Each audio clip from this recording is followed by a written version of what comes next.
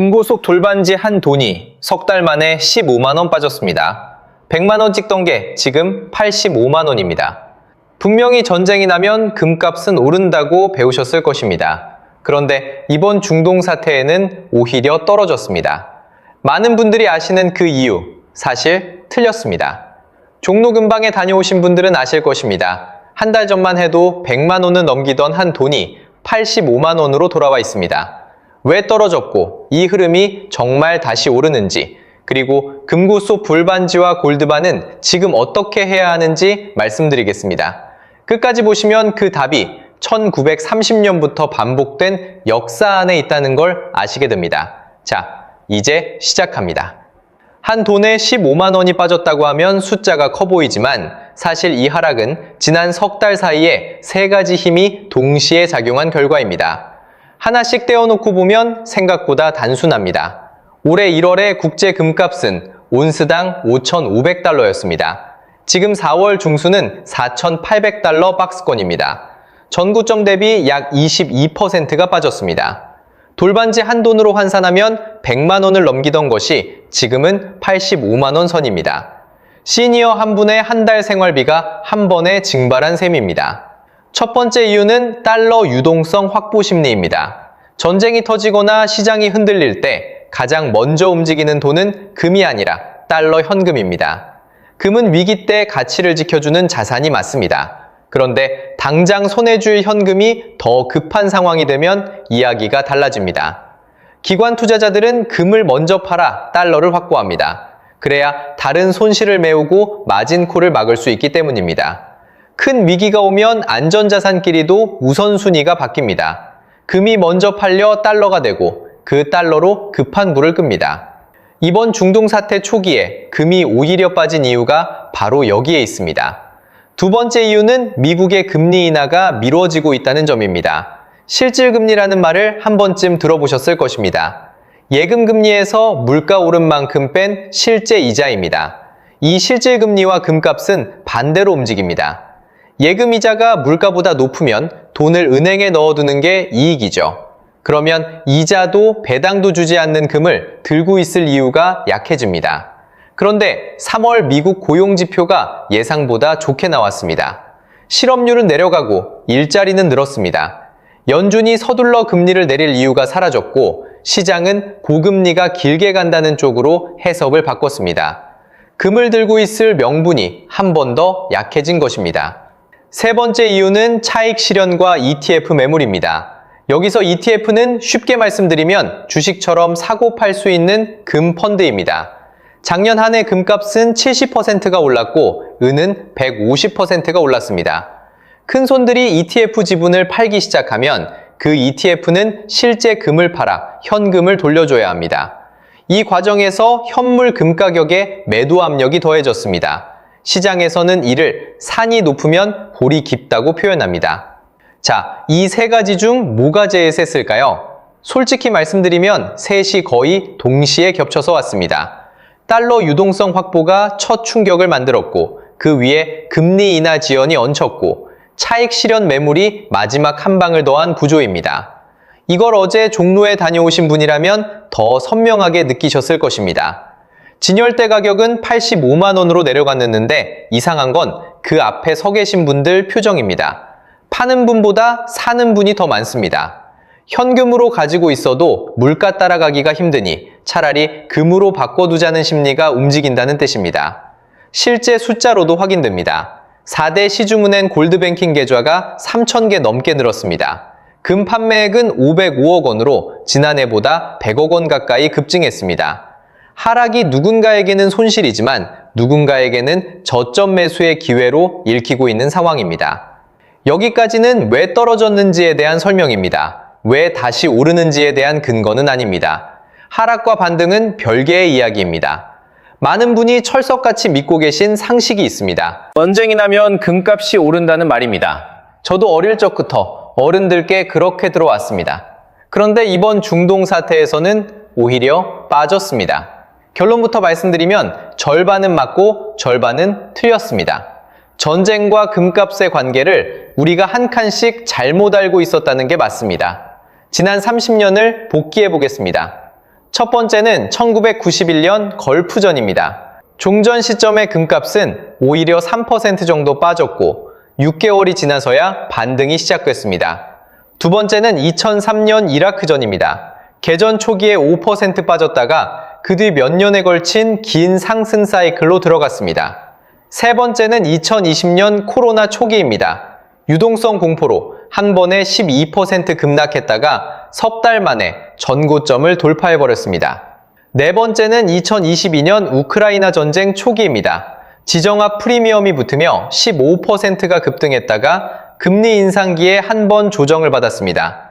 네 사례를 쭉 이어놓고 보면 공통점이 보입니다. 전쟁이 끝나는 순간이나 불확실성이 해소되는 순간 금값은 반드시 한 번 더 빠지는 구간을 거쳤습니다. 그리고 6개월에서 1년 안에 더 큰 상승 사이클로 들어갔습니다. 금값이 가장 크게 오른 건 전쟁 중이 아니라 전쟁이 끝난 뒤에 유동성 완화 구간이었다는 점입니다. 그러면 지금 이 4,800달러 박스권은 끝난 게 아니라 다음 파도 직전에 정지 장면일 가능성이 있습니다. 물론 가능성입니다. 어느 쪽이든 100% 장담할 수 있는 사람은 없습니다. 여기서 한 말씀 꼭 드리고 가겠습니다. 저는 지금 시청자분들께 금을 사라거나 팔라고 말씀드리는 게 아닙니다.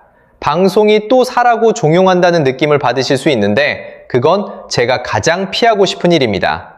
왜 움직였는지에 대한 설명이 먼저입니다. 판단은 시청자분 각자의 상황과 몫입니다. 전쟁과 금의 관계를 제대로 이해하시려면 지금 이 금값이 역사의 어느 페이지에 서 있는지 먼저 확인하셔야 합니다. 돈의 흐름을 따라가 보면 놀랍게도 같은 장면이 100년 동안 3번 반복됐습니다. 100년 공급 법칙을 먼저 기억해 주시기 바랍니다. 전 세계 금광의 연간 생산량이 줄어들기 시작한 해가 금값 슈퍼사이클이 시작된 해였습니다. 반대로 생산량이 2년에서 3년 연속 다시 늘어나기 시작하면 그 해가 고점이었습니다. 쉽게 말씀드리면 땅 속에서 금이 덜 나오기 시작하면 가격은 오르고 다시 많이 나오기 시작하면 가격은 꺾였다는 이야기입니다. 첫 번째 장면은 1933년입니다. 미국은 대공황의 한가운데 있었고 은행이 줄줄이 문을 닫던 시기입니다. 그때 금광 생산량이 감소하기 시작했고 미국 정부는 민간의 금 보유를 사실상 금지한 금보유세를 도입했습니다. 1946년과 1947년 생산량이 다시 늘면서 1947년에 고점을 찍었습니다. 처음부터 끝까지 14년이 걸렸습니다. 두 번째 장면이 1970년입니다. 어르신들 중에는 이 시기를 기억하시는 분들도 계실 것입니다. 생산량 감소와 함께 1971년 닉슨 쇼크가 터집니다. 미국이 달러를 금으로 바꿔주던 약속을 일방적으로 없앤 사건입니다. 뒤이어 1973년 오일 쇼크로 원유 가격이 4배가 되고 미국 소비자 물가 상승률이 연 12%를 넘겼습니다. 1970년에 온스당 35달러였던 금값이 1980년 1월 850달러까지 올랐습니다. 10년 만에 약 26배 뛴 것입니다. 그리고 1978년, 1979년 생산량이 다시 늘면서 1980년에 고점을 찍고 꺾였습니다.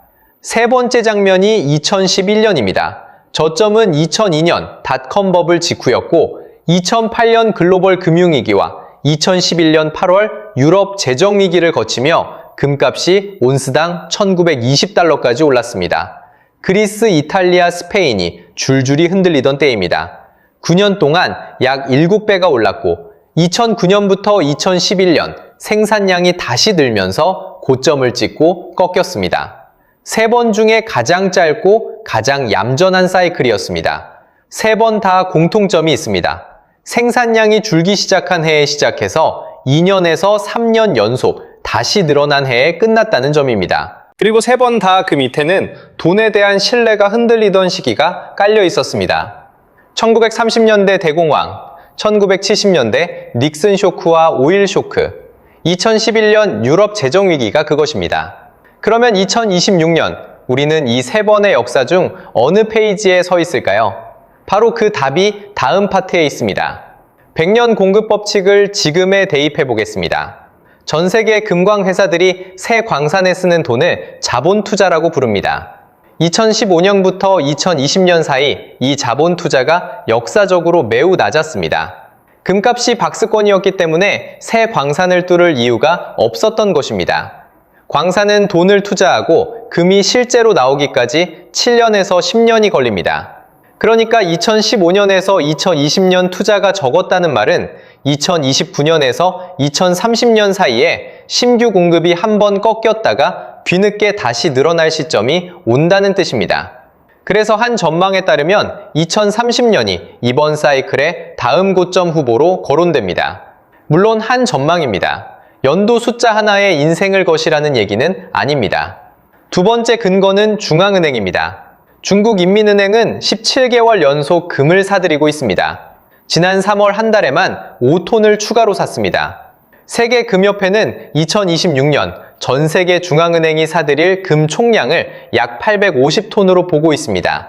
한 돈짜리 돌반지 하나가 3.75g이니 850톤은 돌반지 약 2억 2천만 개에 해당합니다. 나라들이 1년 동안 돌반지 2억 개를 쓸어 담고 있다는 이야기입니다. 가격이 좋아서 사는 게 아니라 달러 자산만 가지고 있는 게 불안해 외환 보유액을 다변화하려고 사는 것입니다. 그래서 중앙은행 매수는 가격과 큰 상관없이 구조적으로 계속됩니다. 이 두 근거 위에 글로벌 투자은행들의 연말 목표가가 있습니다. 골드만삭스 5,400달러, 호주 뉴질랜드은행 5,800달러, BNP 파리바 6,000달러, UBS 6,300달러입니다. 네 곳의 평균이 약 5,800달러로 지금 4,800달러에서 20%가량 위에 있는 숫자입니다. 한 돈으로 환산하면 지금 85만원짜리 돌반지가 연말에 100만원 부근까지 회복될 수 있다는 계산입니다. 여기서 한쪽 이야기만 드리면 방송조장이라는 오해를 받습니다. 그래서 반대 시나리오도 있는 그대로 말씀드립니다. 첫째, 러시아나 중동 산유국이 외환위기에 빠지면 금을 팔 수 있습니다. 2015년 하락기에 러시아 중앙은행이 일부를 매도한 전례가 있습니다. 둘째, 세계 경기가 깊은 침체로 들어가면 산업용 수요가 줄어 금에도 간접적인 영향이 미칩니다. 셋째, 종이금 시장이 공매도나 펀드 환매로 흔들리면 단기 가격도 출렁입니다. 오를 이유도 뚜렷하지만 내릴 이유도 존재한다는 뜻입니다. 양쪽을 다 아셔야 뉴스에 덜 휘둘리십니다. 이제 제일 중요한 질문에 답해드리겠습니다. 내 금고 속 돌반지와 골드바는 어떻게 해야 하는가입니다. 팔아야 하는지, 더 사야 하는지, 그냥 둬야 하는지입니다. 세 경우로 나누어 정리해드리겠습니다. 첫째, 이미 가지고 계신 분입니다. 예물 돌반지, 자녀 돌반지, 은행 골드바를 금고에 두신 분입니다. 저는 장기 보유를 권해드립니다. 강요가 아닙니다. 이유는 수학적입니다. 돌반지나 골드바는 팔 때 부가세 10%가 살 때부터 들어가 있고 매도할 때도 공임, 소매 마진으로 한 돈당 10에서 15%가 차감됩니다. 한 돈 85만원에 지금 파시면 손에 쥐는 돈은 73만원 언저리입니다. 자녀 결혼이나 병원비 같은 특별한 사정이 있으실 때만 파시고 그렇지 않다면 금고 안에 그대로 두시는 쪽이 수학적으로 유리합니다. 85만원에 파시는 것만은 조급한 선택의 가능성이 높습니다. 둘째, 새로 사고 싶으신 분입니다. 한 번에 목돈을 넣지 마시고 분할 매수를 권해드립니다. 전체 자산의 10에서 20% 정도만 금으로 생각하시는 게 안전합니다.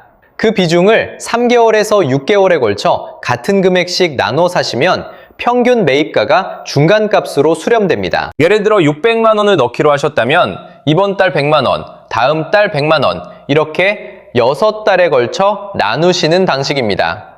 저점을 잡으려 애쓰지 않으셔도 됩니다. 구매 채널은 세금과 수수료가 가장 유리한 곳이 KRX 금시장입니다. 우리나라 증권거래소 안에 있는 금거래소라고 보시면 됩니다. 매매 차익에 양도세가 붙지 않고 두가세도 없습니다. 증권계좌 여는 게 번거로우시면 시중은행 골드뱅킹을 이용하시면 됩니다. 금방에 직접 가시지 않아도 소액으로 매달 조금씩 사실 수 있습니다. 다만 수익의 15.4% 세금이 붙습니다. 셋째, 관망하실 분입니다. 단기 뉴스에 흔들리지 마시라고 말씀드립니다. 하루에 5%씩 움직이는 뉴스는 장기 관점에서 보면 거의 소음입니다. 분기에 한 번, 두 가지만 확인하시면 충분합니다. 하나는 미국 실질금리가 내려가고 있는지, 둘은 중앙은행의 매수 흐름이 이어지고 있는지입니다.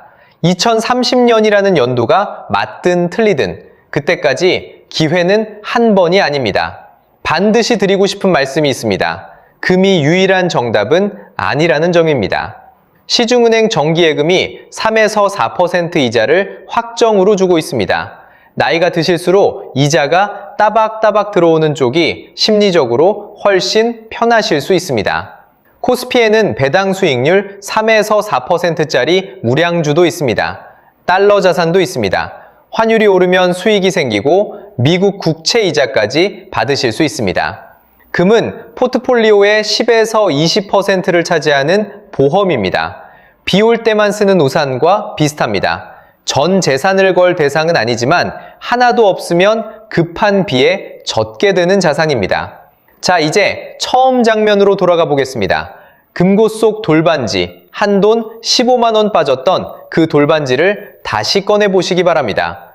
처음에는 그저 속상한 숫자였을 것입니다. 그런데 지금은 다르게 보이실 것입니다.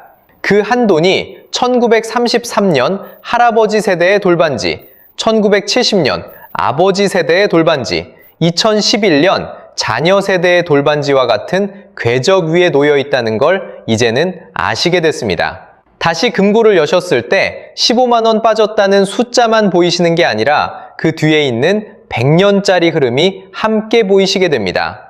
한돈 15만 원은 그냥 사라진 돈이 아닙니다. 100년 동안 3번 반복된 사이클의 어느 한 구간을 지나고 있는 숫자입니다. 그게 다음 고점을 향한 준비 구간인지 긴 조정의 시작인지는 앞으로 3가지 숫자가 말해줄 것입니다. 연준이 금리를 언제 다시 내리는지, 중앙은행들이 매달 금을 계속 사들이는지, 그리고 광산 생산량이 어느 해에 다시 늘기 시작하는지입니다. 이 3가지를 분기에 한 번만 따라가 보셔도 2030년까지의 큰 그림은 놓치지 않으십니다. 오늘 이 내용이 금고 속 돌반지를 다른 눈으로 보게 해드렸다면 같은 고민을 하고 계실 친구분이나 자녀분께도 보여주시기 바랍니다.